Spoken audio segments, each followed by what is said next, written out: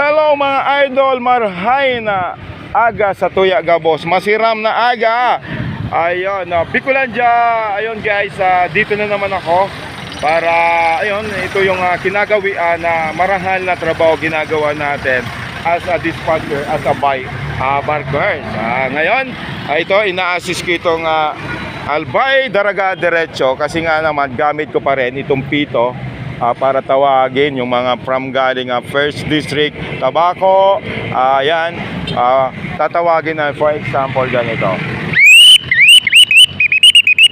Albay Daraga Diretso. Ayan, ito yung ina-assist ko every morning. Halos 1 month ko na itong ginagawa. Ayun, salamat sa mga drivers, mga pasahero, halos mga kaibigan ko na dito.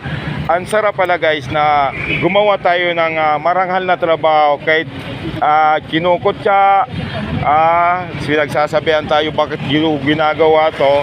Ayun, ito ay parang pang sarili ko rin kaisipan na sabi ko, ano kaya kung gagawin ko to na mag-biker ako para at least natutulungan ko rin yung mga tumatawid for example dito, yung mga tumatawid for example doon. Ayun, lalo na yung mga matatanda na kailangan i-assist. Ayun, salamat din tayo sa mga on-duty PSO Legazpi. Ayun, okay naman, ginagawa naman nila ang mga tungkulin nila.